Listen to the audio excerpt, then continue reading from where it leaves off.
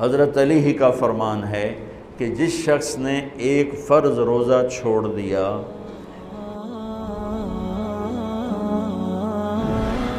رمضان کیوں کہتے ہیں؟ رمضان کا مطلب ہے جل جانا، کس چیز کا جل جانا؟ صلاۃ الاوابین حین ترمز الفصال، نیک لوگ ایک نماز پڑھتے ہیں کب؟ جب اونٹ کے پاؤں جلنے لگیں، اونٹ کے پاؤں جب جلنے لگیں، اونٹ کے بچے کے پاؤں جب جلنے لگیں، تو رمضان میں جل جانا، اس کا روزے سے کیا تعلق ہے؟ اس کا روزے سے تعلق یہ ہے کہ 360 دن سال میں ہوتے ہیں چاند کے لحاظ سے، 330 دن کے گناہ اللہ رمضان کے روزوں میں ہر روز میرے آپ کے گناہ جلاتا ہے، جلاتا ہے، جلاتا ہے۔ بھوک لگتی ہے، ایک آگ بنتی ہے، پیاس لگتی ہے، ایک آگ بنتی ہے۔ تو ہمارے لکڑی کی آگ میں چیزیں جلتی ہیں اور ہماری بھوک، روزے کی بھوک کی آگ میں گناہ جلتے ہیں، اور 29ویں روزے اللہ سارے سال کے گناہوں کو جلا کے روزہ والا یا روزے والی کو ایسے پاک کر دیتا ہے جیسے آج ماں کے پیٹ سے نکلا ہو، ایسے ان کو خوبصورت کر دیتا ہے۔ حج کا مہینہ آیا، اعمال اسی طرح ہیں جیسے ہوتے ہیں۔ رمضان کا مہینہ آیا تو میرے نبی کا اعلان ہو گیا، ایک فرض 70 فرض کے برابر ہو جاتا ہے تمہارا، نفل فرض کے برابر۔ فرض اور نفل میں فرق کیا ہے؟ حضرت علی ہی کا فرمان ہے کہ جس شخص نے ایک فرض روزہ چھوڑ دیا، پھر قیامت تک اس کی قضا میں نفل روزے رکھتا رہا، تو ایک روزے کا یہ سارے روزے بدلہ نہیں ہو سکتے۔ ایک نماز چھوڑ دی اور پھر اس کی قضا میں قیامت تک نفل پڑھتا رہا، تو فرض نماز کی ایک رکعت کے ایک سجدے کے برابر بھی نہیں ہے۔ فرض میں اتنی طاقت ہے۔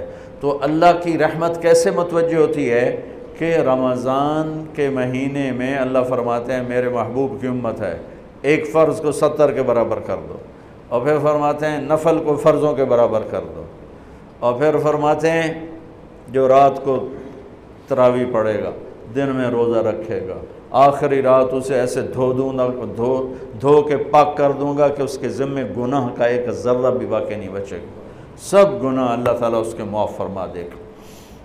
اور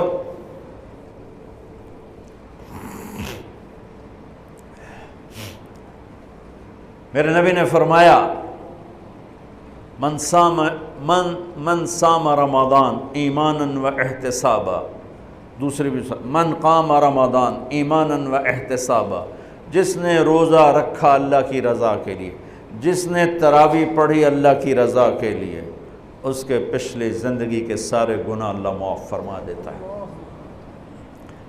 رات کا قیام کسی امت کو نہیں ملا۔ دیکھو روزہ سخت تھا تو ان کا قیام اللیل نہیں تھا، چونکہ وہ اپنی کتاب پڑھ سکتے ہی نہیں تھے۔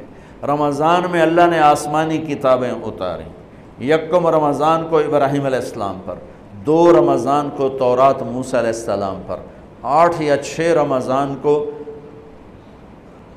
عیسیٰ علیہ السلام ان پر، موسیٰ علیہ السلام ان پر، داؤد علیہ السلام پر زبور کو اتارا، اور 12 یا 18 رمضان کو عیسیٰ علیہ السلام پر انجیل کو اتارا، اور 21 رمضان کو اللہ تعالیٰ نے پیر کی رات لیلۃ القدر میں غار حرا کے اندر اللہ تعالیٰ نے اپنے محبوب پر کتاب کو اتارا۔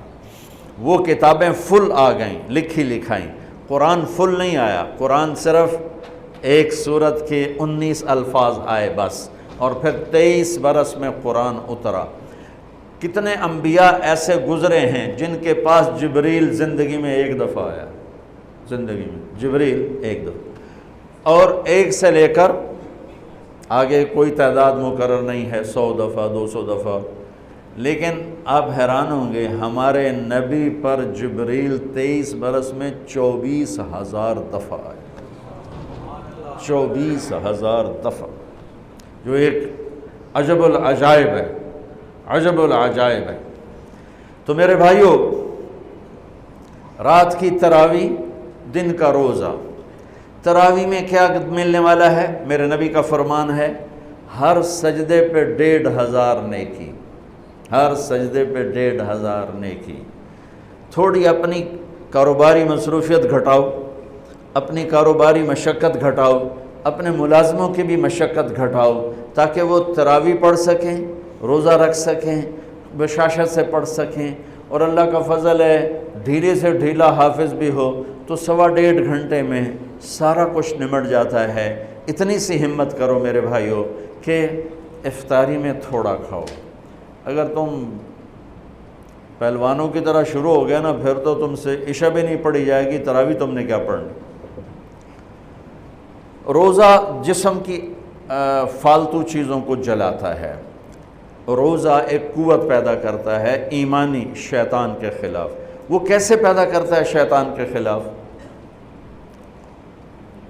اللہ تعالیٰ حلال کو بھی حرام کر دیتا ہے۔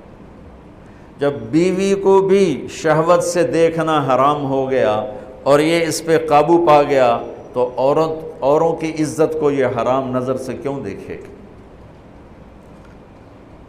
جب یہ حلال کھانا چھوڑ گیا تو یہ جھوٹ کیوں بولے گا، یہ گالی کیوں دے گا، یہ غیبت کیوں کرے گا؟ جب یہ کان میں دوائی ڈالنا چھوڑ گیا کہ روزہ ٹوٹ جاتا ہے تو یہ اوروں کی غیبت کیوں سنے گا، اوروں کی برائی کیوں سنے گا؟ جب یہ آنکھ میں دوائی نہیں ڈالتا ہے کہ وہ حلق میں جاتی، وہاں سے وہ پیٹ میں چلی جاتی ہے، روزہ ٹوٹ جاتا ہے، تو یہ ان آنکھوں سے غلط کیوں دیکھے گا؟ یہ غلط کیوں کسی کی عزت کے اوپر اپنی بددیانت نظر کو ڈالے گا؟ تو جب یہ اندھیرے میں بند کمرے میں ٹھنڈا پانی پڑا ہوا ہے اور ہاتھ نہیں لگاتا ہے اور اللہ کا دھیان اسے یاد ہوتا ہے کہ اللہ دیکھ رہا ہے، نہاتے ہوئے ہونٹ بند کر لیتا ہے کہ کوئی پانی کا قطرہ منہ میں نہ چلا جائے اور میرا روزہ نہ ٹوٹ جائے، خراب نہ ہو جائے، تو یہ جب اللہ کا اتنا دھیان اس کو نصیب ہو جاتا ہے کہ اللہ دیکھ رہا ہے، ورنہ کیا کسی کو کیا خبر کہ میں 2 گلاس پانی پیتا یا میں پیاس سے بول رہا ہوں۔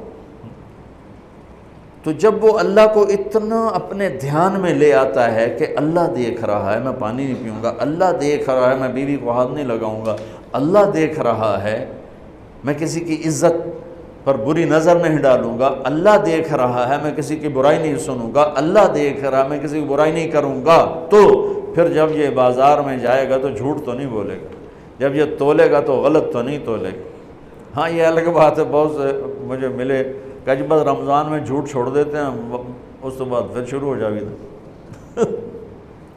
رمضان میں رشوت نہیں لیتا ہوں، اس کے بعد پھر شروع ہو جاتا ہے۔ تو چلو شکر ہے 1 مہینہ تو مسلمان رہتے ہیں۔ اچھا اس کی وجہ کیا ہے کہ رشوت خور کہتا ہے جی رمضان میں نہیں، جی نہیں، رمضان میں جھوٹ نہیں بولنا، رمضان میں صحیح تولنا ہے، رمضان میں غلط نہیں تولنا ہے۔ کیوں؟ شیطان قید ہو جاتا ہے۔ رمضان میں نمازی کیوں بڑھ جاتے ہیں؟ شیطان قید ہو جاتا ہے۔ کسی امت کو یہ نہیں ملا کہ رمضان میں شیطان قید کیے جائیں، اس امت کو ملا رمضان میں شیطان قید ہو جاتے ہیں۔ کسی امت کو یہ نہیں ملا کہ رمضان میں جہنم کے دروازے بند ہو جائیں، اس امت کو ملا ہے رمضان میں جہنم کے دروازے بند ہو جاتے ہیں، جنت کے دروازے کھل جاتے ہیں۔ کسی امت کو یہ نہیں ملا کہ ان کے لیے ہر مخلوق دعا کرے، رمضان کے مہینے میں اس امت کو یہ ملا ہے کہ ان کے روزہ رکھنے والوں کے لیے چونٹیاں بھی دعا کرتی، پرندے بھی دعا کرتے ہیں، مچھلیاں بھی دعا کرتی ہیں، ہوائیں دعا کرتی ہیں، ہر شے دعا کرتی ہے روزہ رکھنے والے کی۔ اس امت کو ملا۔ کسی امت کو یہ نہیں ملا کہ آخری رات ان کی سب کی بخشش ہو جائے، اس امت کو ملا ہے کہ رمضان کی آخری رات سب کی بخشش ہو جاتی۔ کسی امت کو یہ نہیں ملا کہ جنت کی حوریں انہیں روزوں میں یاد کریں، اس امت کو ملا ہے کہ اللہ تعالیٰ جنت کو کہتا ہے کہ تو تیار ہو جا، میک اپ کر لے، میرے بندے آ رہے ہیں، دلہن بن جا، سج دھج کے مجھے دکھا دے تاکہ میں اپنے بندوں کو پیش کروں تحفے کے طور پر۔ یہ ہے تمہاری بھوک کا بدلہ، یہ ہے تمہاری پیاس کا بدلہ۔